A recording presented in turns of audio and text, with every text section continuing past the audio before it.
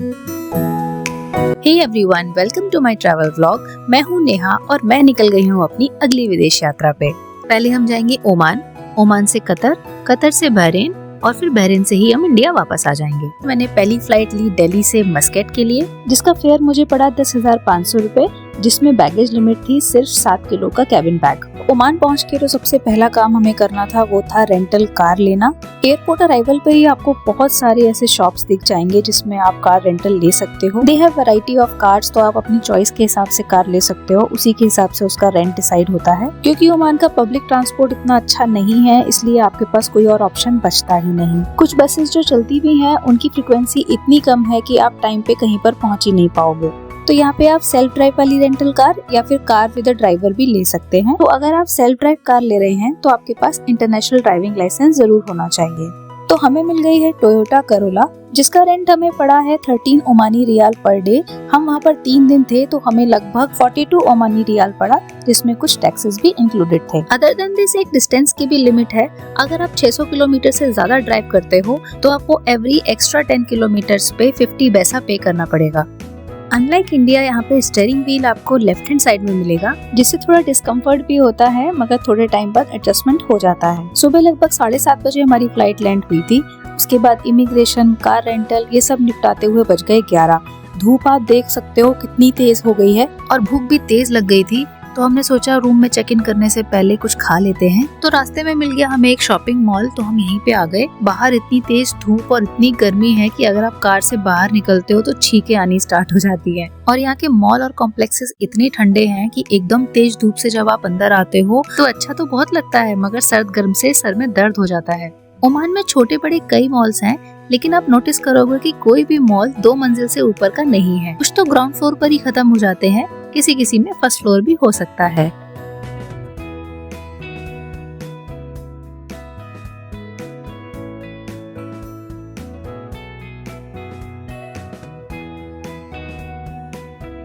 यहाँ पे लगभग हर मॉल में आपको लुलु हाइपर मार्केट मिल जाएंगे। ये यहाँ के लोकल सुपरमार्केट्स हैं। यहाँ पर ग्रोसरीज और बाकी सामान के अलावा आपको फ्रेश रेडीमेड फूड भी मिल जाता है। खाने के प्राइसेस भी रीजनेबल थे, बहुत ज्यादा महंगा नहीं था। तो पेट पूजा करके हम लोग निकल गए अपने स्टे में चेक इन करने के लिए। ओमान की लेफ्ट हैंड ड्राइविंग थोड़ा सा डिस्कम्फर्ट जरूर दे रही थी, लेकिन यहाँ के रोड्स इतने ज्यादा सुपर स्मूथ हैं कि यहाँ ड्राइव करने में भी बहुत मजा आ रहा था।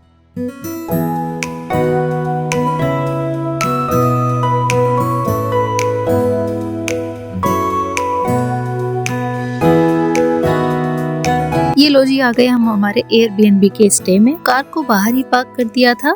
सोच रहे थे अंदर जाके बढ़िया रेस्ट करेंगे, रात भर के जगे हुए हैं, लेकिन ओनर ने गेट खोलने में ही आधा घंटा लगा दिया। इंस्ट्रक्ट तो हमें यही किया गया था कि बाहर जो की लॉकर है वहाँ से की निकाल कर हम अंदर जा सकते हैं, पर जब हमने की लॉकर खोला तो पता चला उसमें की ही नहीं है। थोड़ी देर में अंदर आ गए तो पता चला रूम भी अभी तक रेडी नहीं है, रूम में क्लीनिंग चल रही थी। तो यार ये था हमारा रूम। रूम काफी बड़ा था, सारे बेसिक एसेंशियल्स भी दिए गए थे। कुछ छोटे से इश्यूज थे, जैसे कि इसका वॉशरूम अटैच नहीं था, बाहर शेयर्ड एरिया में जाके जाना पड़ रहा था, और फोन वगैरह चार्ज करने के लिए पावर बोर्ड्स थे ही नहीं। हमें टीवी का प्लग निकाल कर बारी बारी से फोन चार्ज करना पड़ रहा था।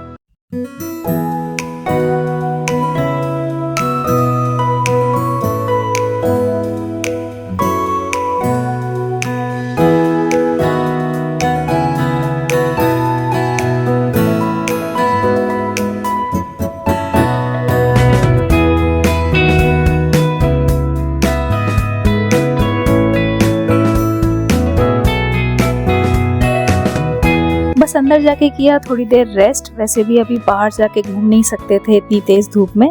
फाइनली शाम को 5 बजे हम लोग घूमने के लिए निकले। आज काफी थके हुए भी थे, इसलिए हमें ज्यादा पॉइंट्स कवर नहीं करने थे, सिर्फ कॉर्निश और वहाँ का लोकल मार्केट ही एक्सप्लोर करना था।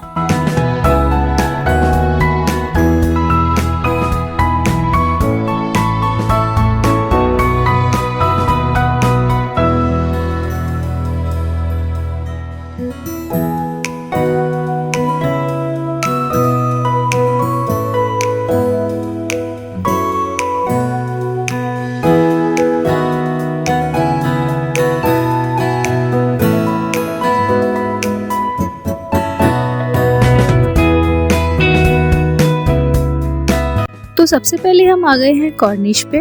यहाँ पे आपको दिखेगा ये छोटा सा प्यारा सा फाउंटेन। इसमें म्यूजिकल लाइट शो भी होता है।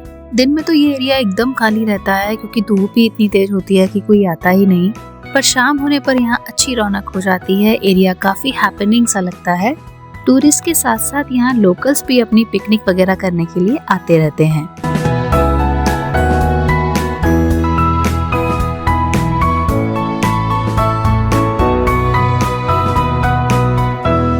To enter this promenade you don't need to pay any fee। ये पूरी तरह फ्री है। आप जहाँ चाहें जितनी देर तक चाहें बैठ सकते हैं। हम भी यहाँ लगभग आधे घंटे के लिए बैठे। यहाँ का ये व्यू, ये ब्रीज बहुत ही पीसफुल वाइब्स देते हैं। मस्कट कॉर्निश एक परफेक्ट कॉम्बिनेशन है सी व्यू, माउंटेन्स और ट्रेडिशनल ओमानी आर्किटेक्चर का।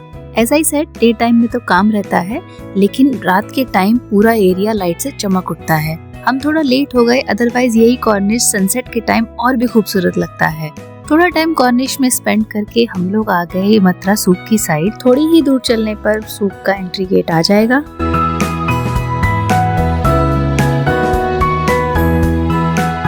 सूक तो हम जा ही रहे हैं। सूक जाने से पहले ये जो रोड साइड मार्केट है, ये भी काफी हैपनिंग है। In case you don't know, market को ही अरेबिक लैंग्वेज में सूक कहते हैं। तो ये आ गया हमारे फेमस मथुरा सूक का मेन गेट। ये जगह लिटरली एक मेज की तरह है। बहुत सारे गेट्स हैं, बहुत सारी गलियां।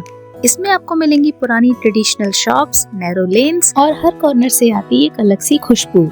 यहाँ आपको छोटी बड़ी हर तरीके की शॉप मिलेगी।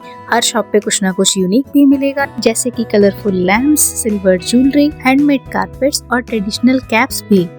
चलते चलते लग गई भूख, तो हमने सोचा कुछ खा लिया जाए। तो हमारे नियर बाई था ये रेस्टोरेंट। सामने से कॉर्निश का अच्छा व्यू भी आ रहा था, पर गर्मी बहुत थी इसलिए हम अंदर ही बैठ गए। मैंने लिया एक वेज बर्गर और अभिनव ने लिया एक शावरमा। खा पी के वापस आ गए हम कॉर्निश की साइड। थोड़ी देर यहाँ घूमे और फिर चले गए मथुरा सूक के अंदर।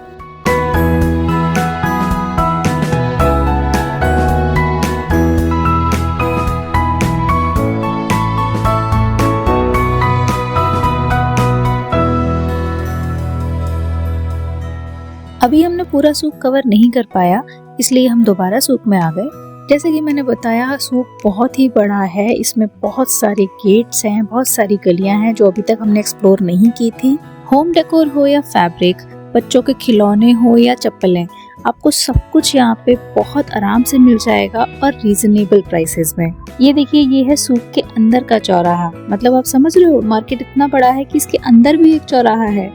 हम एक गेट से एंटर होते थे और दूसरे से एग्जिट कर जाते थे, फिर वापस से तीसरे में एंटर कर लेते थे और चौथे से एग्जिट कर जाते थे।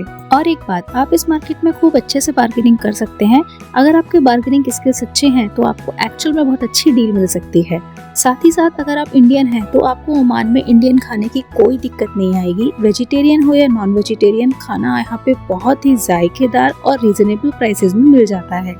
ओवरऑल मैंने यहाँ पे बहुत एंजॉय किया। मुझे यहाँ का वाइब बहुत अच्छा लगा, लोग बहुत अच्छे लगे। यहाँ का कल्चर, ट्रेडिशन एक्सपीरियंस करने का मौका मिला। मैं आपको रिकमेंड करूंगी कि अगर आप मस्कट आ रहे हैं तो ये मथुरा सूक को कवर करना बिल्कुल ना भूलें। और अगर आपके साथ बेबी है तो आप बेबी स्ट्रोलर भी लेके आ सकते हैं। यहाँ आपको बेबी स्ट्रोलर के साथ कोई दिक्कत नहीं आएगी। तो अब आ गया था यहाँ से निकलने का टाइम। हमें लेने थे कुछ ड्रिंक्स और कुछ बेसिक सामान, तो हम लोग आ गए Lulu hypermarket. So this was day 1 vlog. Stay tuned for next vlog.